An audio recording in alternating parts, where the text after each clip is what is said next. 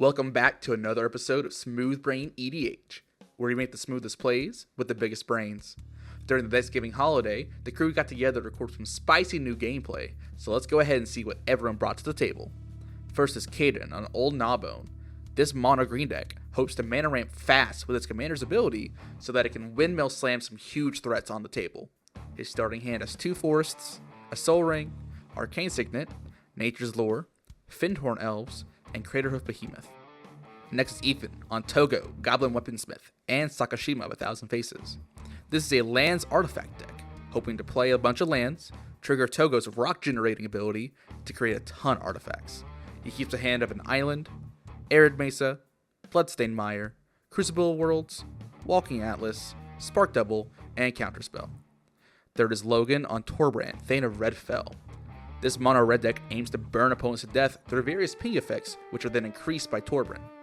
His opening hand has 2 mountains, Ghost Quarter, Blast Zone, Mind Stone, Krark the Thumbless, and Blasphemous Act. Last is Cameron on Karazikar, the Eye Tyrant. This Rakdos deck plans to force opponents into attacking each other through tempting card draw and then swoop in for a final blow. He starts the game with 2 Swamps, Tainted Peak, Scheming Symmetry, Tybalt's Trickery, You Find Some Prisoners, and Captive Audience. We're about to get right into that gameplay, but before that, go ahead and leave us a comment on who you hope will take home the victory. While you're down there, go ahead and give us a like and subscribe. It really does help out the channel. Now, on to the gameplay.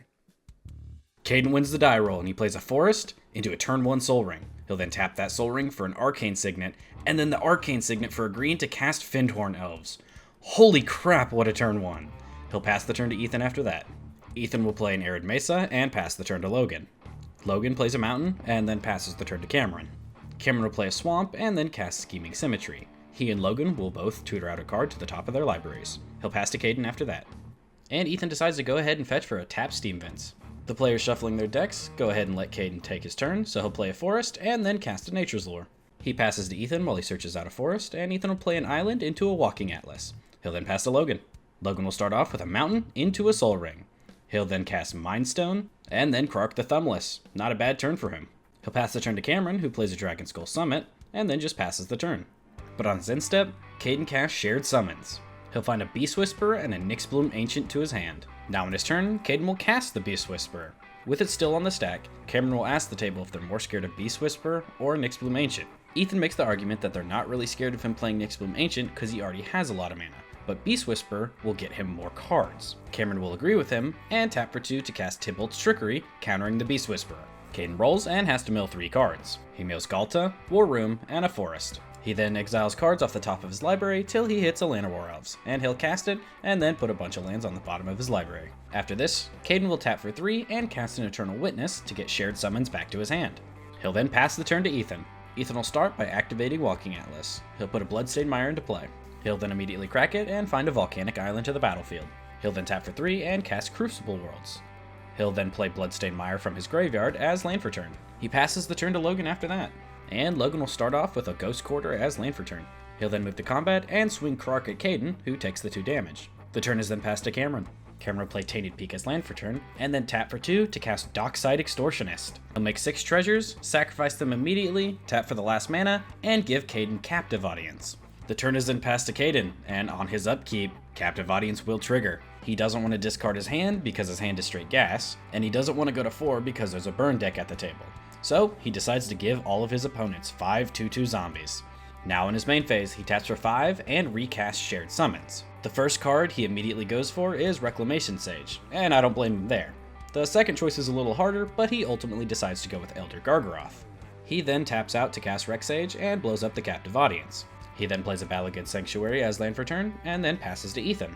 And Ethan will sack Bloodstained Mire for a mountain on his end step. Now on his turn, Ethan will start off with a Jeweled Lotus, and immediately sacrifice it to cast his commander, Toggo. He'll then tap for 4 and cast Cure for Orrery. And now that he has 2 land drops, Ethan will play both of his fetch lands from his graveyard, and he'll get 2 rocks. After this, he'll move to combat and swing for 10 at Kaden, who decides to just take it all.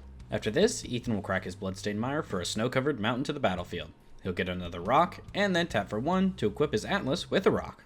Ethan will then pass the turn to Logan, who will start off by sacrificing his Mind Stone to draw a card. He'll then play a Mountain and Blast Zone as his 2 lands for turn. He does forget to put the counter on Blast Zone, but luckily he doesn't use it at all this game. He'll then move to combat and swing Krark at Ethan, and then his 5 zombies at Caden. Caden decides to block with his Witness and Sage and takes 6 damage, and Ethan will just take the damage from Krark. Logan will then just pass the turn to Cameron. And with his 2 land drops, Cameron will play a mountain and a swamp. He'll then tap for 5 mana to cast Karazikar, his commander. He'll then swing 2 zombies at Caden, and then 1 at Logan and Ethan. He'll go Llanowar Elves and 2 zombies, damage is taken, and then the turn is passed. Caden will start off by tapping for 7 mana to cast his Nyxblamation. He'll then cast his Elder Gargaroth by only tapping 2 lands.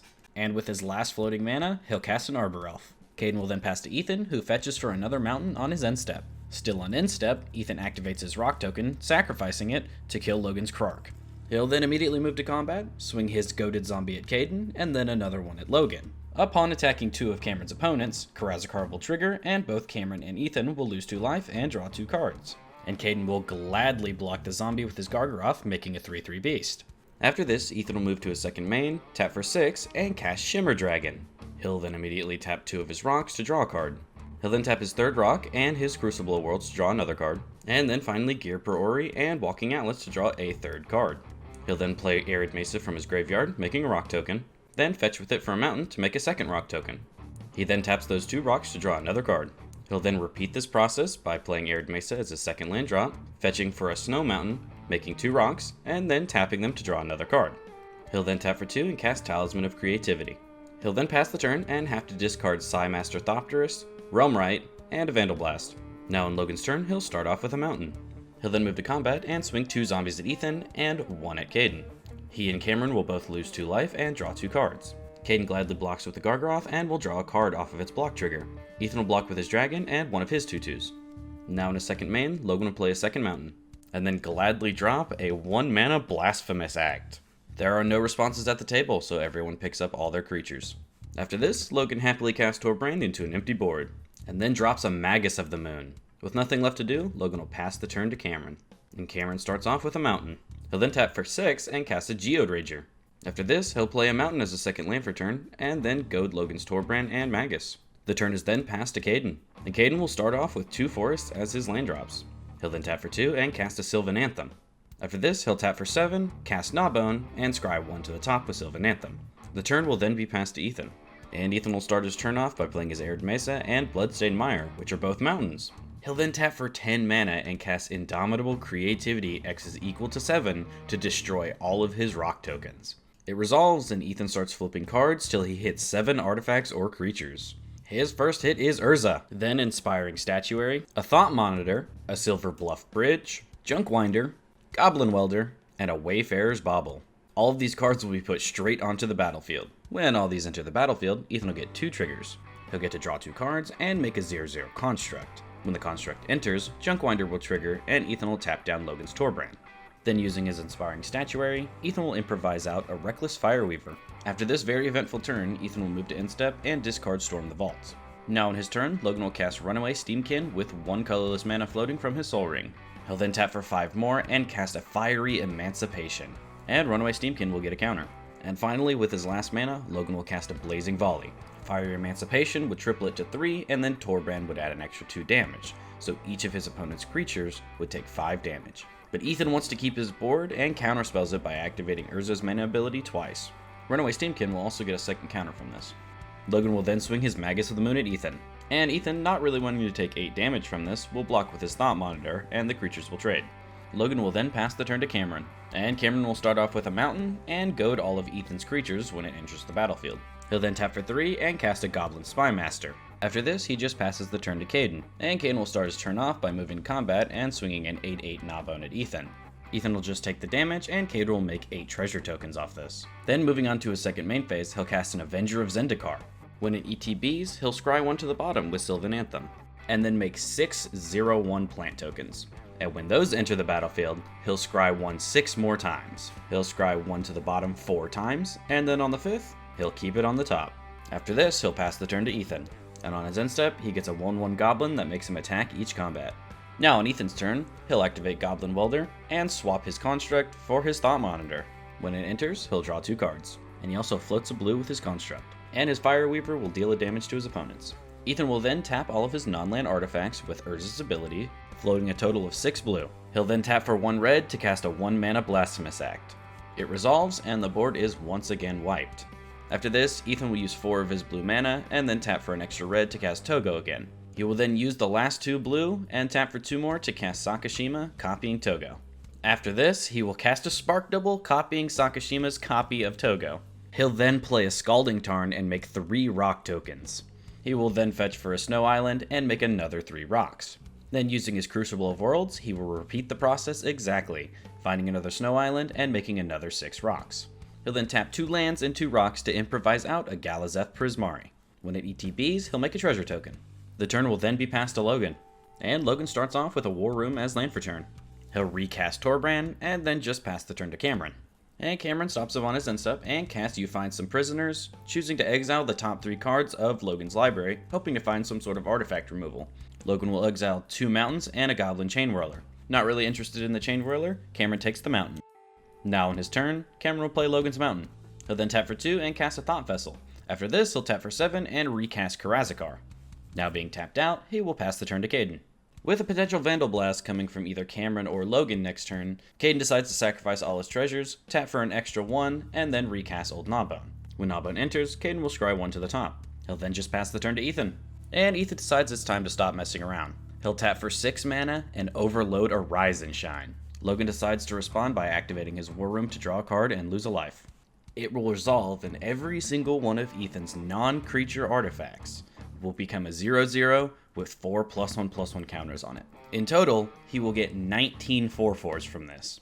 And after a whole bunch of damage calculation, the board finds out that Ethan actually can't kill everyone with this, but he can certainly kill 2 people. He decides to go after Caden first by declaring 6 of the 4/4s are going after him. After this, Ethan will think quite a bit about whether he wants to kill Cameron or Logan. Because of the Fiery Emancipation, Ethan ultimately decides to kill Logan and will swing 10 4/4s at him. He also swings 3 in the air at Cameron. Upon declaring attacks, Ethan and Cameron will both draw 2 cards and lose 2 life.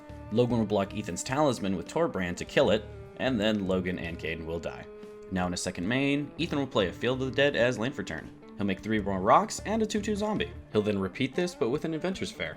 With his victory nearly assured, Ethan passes the turn to Cameron. Cameron gasps at the card he pulls off the top, taps for 6 mana, and slams down a Mob Rule. Ethan responds with the quickest mana drain of his life, but Cameron responds with a 1 mana Bolt Bend. As Bolt Bend is changing targets, it's still on the stack, so he changes the target of mana drain back to Bolt Bend. With no other responses, Mob Rule will gain control of all of Ethan's 4/4s. And with that, Ethan will concede and congratulate Cameron on an absolutely insane turnaround. Today's winner is Cameron and Karazikar. What an absolutely insane end to that game. What did you guys think? If you liked it, be sure to like and subscribe, and let us know what you thought in the comments down below. And while you're down there, if you want to check out the deck lists, they'll be in the description, along with our social media links. Be sure to give us a follow there as well. I'd also really like to thank each and every one of you that watch our videos and subscribe to our channel. We hit 5,000 subs with the post of our last video, so once again, you guys, thank you so much. We could not do it without you. This is Smooth Brain EDH signing off, and as always, have a smooth day.